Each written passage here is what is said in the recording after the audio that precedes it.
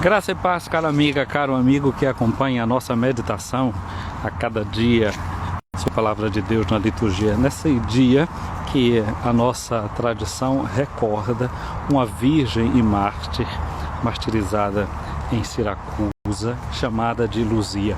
O nome Luzia significa luz, né? Tem a sua raiz na palavra luz, aquela que reluz, que carrega luz consigo. E os italianos têm um ditado que ele diz: giorno di Santa Lucia, il giorno più corto che ci sia. Nesse arco do ano, aquele que tem é o dia mais curto nesse período de tanta escuridão, mas é um dia que normalmente acontece isso aqui, né?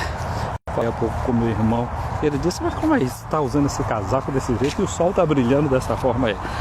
O sol está brilhando, mas estamos em pleno inverno, então o dia reluz e faz lembrar o testemunho dessa jovem moça que deu testemunho da sua fé, de amor a nosso Senhor Jesus Cristo. O corpo de Santa Luzia se encontra na igreja a ela dedicada na cidade de Veneza. A Veneza é conhecida pelas suas belas pontes, por tudo isso, mas é também uma cidade conhecida por abrigar o corpo dessa jovem mártir cristã, não é, que viveu um momento intenso de sua fé numa hora de muita perseguição. A primeira leitura de hoje vem de uma profecia do Antigo Testamento, livro 24 do livro dos Números, quando um certo vidente foi contratado para fazer alguma coisa de mal contra o povo de Deus, contra Israel. E ao contrário, aquele homem é possuído pelo Espírito de Deus e faz uma profecia. E ele fala de si como esse homem do olhar profundo, esse homem que enxerga as coisas em profundidade. E a gente vê como Deus, no seu desígnio de amor maravilhoso, ele inclusive fora do próprio povo de Israel, manda o seu Espírito, fazendo com que pessoas que não são dessa religião do povo de Israel recebam esse anúncio de que viria um Messias. Ele consegue enxergar em profundidade. Às vezes a gente não consegue enxergar todas as coisas em profundidade, às vezes a gente não abre os olhos com gestos, com profecias. Jesus, no capítulo 21 do Evangelho de Mateus, que nós temos hoje, ele agiu como um profeta dias antes, quando ele expulsou do templo os vendilhões. Os profetas, eles falavam com palavras, mas falavam também com gestos, com atitudes muito fortes. E aquilo que Jesus fez no Templo de Jerusalém, depois de ele ter entrado festosamente na cidade, festivamente na cidade, sendo aclamado como rei, ele expulsou do templo os vendilhões, que tinham reduzido a casa de Deus, como ele mesmo diz, a um covil de ladrões. A palavra de Jesus foi uma palavra forte, o gesto de Jesus foi um gesto forte. As autoridades, os controladores do templo, o grupo dos saduceus, o pessoal, os sumos sacerdotes, que aliás, sumo sacerdote só podia ter um, aquele que estava no cargo, mas se vê que aqueles que já passavam pelo cargo ficavam mais ou menos por ali, formavam um clubezinho, né, daqueles que detinham o poder, ficavam fazendo parte do Sinedrim, do conselho, que legislava, que julgava certas questões, era o Supremo Tribunal deles. Essas pessoas foram atrás de Jesus querendo saber com que autoridade era que Jesus estava fazendo aquelas coisas. Eles já tinham visto o que Jesus tinha feito, eles sabiam da força do gesto de Jesus e ouviram o que foi que Jesus disse, mas eles perguntam com que autoridade ele está fazendo aquilo. E Jesus então contrapõe para eles, dizendo o seguinte: eu respondo a pergunta de vocês, se vocês me responderem uma pergunta, me digam de onde vinha o batismo de João Batista. Vinha de onde? E eles não respondem essa pergunta porque raciocinam: se nós dissermos que vem de Deus, ele vai jogar isso contra a gente cai na arapuca, porque ele vai dizer: por que vocês não deram ouvido a ele? Se nós dissermos que vinha dos homens, a gente fica contra o povo, porque considera João Batista como um profeta. Ora, João Batista, todos eles sabiam, era filho de um sacerdote. João Batista deveria ter se apresentado no templo para se fazer sacerdote também, ser ordenado sacerdote. João Batista não faz isso, porque João Batista enxerga profundamente o que era que estava acontecendo no templo, como era que a religião estava se afastando daquele que era o querer de Deus, como o próprio Jesus também denuncia. Eu acho que a graça que a gente tem que pedir a Deus hoje é a graça de enxergar as coisas com profundidade. Também uma outra graça que a gente pode pedir a Jesus hoje, essa graça de enxergar, como no Antigo Testamento aconteceu, alguém que não era da religião de Israel foi levado pelo Espírito Santo a enxergar aquele que Deus tinha prometido. Ou seja, a gente aprender aquilo que hoje em dia a gente chama de diálogo interreligioso. A gente perceber como em outras religiões pode ter as sementes do verbo de Deus, os sinais do amor de Deus que estão fora da nossa religião, que estão fora da nossa cultura. É ver o que de bom pode existir na cultura do outro, na religião do outro. Há coisas que devem ser purificadas lá, é certeza, mas também tem coisas que devem ser purificadas na própria igreja. O Concílio Vaticano II diz numa frase muito lapidar, muito que Ecclesia semper renovanda et purificanda, que a igreja deve sempre se renovar e deve sempre se purificar. A igreja é ao mesmo tempo santa e pecadora. Não é? Já diziam os padres da igreja, Orígenes dizia que a igreja é uma casta meretrix, não é? Santo Ambrósio diz isso meditando o Evangelho de Lucas, quando fala na figura de Raab, não é? Aquela prostituta que na cidade de Jericó deixou um espaço para que os espiões pudessem sair ilesos. Aí ele vai dizer que a igreja é como essa prostituta, essa meretriz que se torna casta pela purificação. Em cada uma e cada um de nós, a igreja é pecadora. E em Deus, pela graça do seu Filho, nos purifica. E essa igreja que é pecadora, meretrix, se torna agora casta, se torna pura. Ela pode ser purificada com a força do Espírito de Deus. Aquele mesmo Espírito que orientou Balaão para enxergar em profundidade. Então o Espírito de Deus é o Espírito que fala pelos profetas. A gente diz isso a cada domingo quando recita o credo niceno-constantinopolitano. Creio no Espírito Santo, que é Senhor e dá vida, Ele que falou pelos profetas. Há muitas formas de inspiração que o Espírito de Deus pode estar usando para falar também nos dias de hoje. Há muita profecia que vai sendo levantada, assim como João Batista, que deixou de se tornar um sacerdote para dentro do templo e preferiu ir para o deserto e viver a sua vocação profética. Você e eu, quando nós somos batizados, pela força do nosso batismo, nós nos tornamos sacerdotes, profetas e reis. Precisamos acolher esse dom da profecia que o Senhor dá a cada um e a cada um de nós. A profecia não é pura e simplesmente estar lendo, falando coisas do futuro, mas é estar no momento presente, em sintonia com Ele, olhando e enxergando as coisas com profundidade.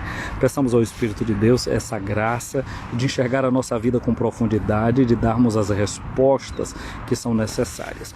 Ora, mas Jesus perguntava para os doutores da lei, para os sumos sacerdotes e as autoridades, de onde era que provinha o batismo de João Batista. Ora, o batismo de João Batista não era o mesmo batismo que você e eu recebemos. Ontem escutávamos João Batista dizendo que Jesus era aquele que já estava no meio do povo e era aquele que batizava com o fogo. Esse fogo, nós bem sabemos, no dia de Pentecostes vem revelado que fogo era esse. É o fogo do Espírito Santo. Nós somos batizados no Espírito. O fogo também tem essa graça de purificar. Se o fogo toca na palha, queima, só resta cinzas no final. Mas se o fogo encontra, por exemplo, o ouro, ele o purifica, tira tudo aquilo que é impureza do ouro e faz ele brilhar, mostrando o quilate que ele realmente tem. Então o Espírito Santo de Deus, quando entra em contato com você, quando entra em contato comigo, com cada um e cada um de nós, ele faz que a gente brilhe daquela luz que é própria nossa, a luz de filhas e de filhos de Deus. O tempo do Natal é o tempo em que a gente celebra não apenas o nascimento de Jesus. A partir do dia 17, nós vamos começar a novena do Natal. Vamos olhar não somente para o futuro e dizer Jesus é aquele que virá para julgar os vivos e os mortos. Vamos olhar também para trás e relembrar que ele já veio, que ele nasceu na gruta de Belém. Mas minha amiga já dizia, Ângelo Silésios, não tem sentido celebrar o nascimento de Jesus na gruta de Belém se ele não nascer no meu e no seu coração.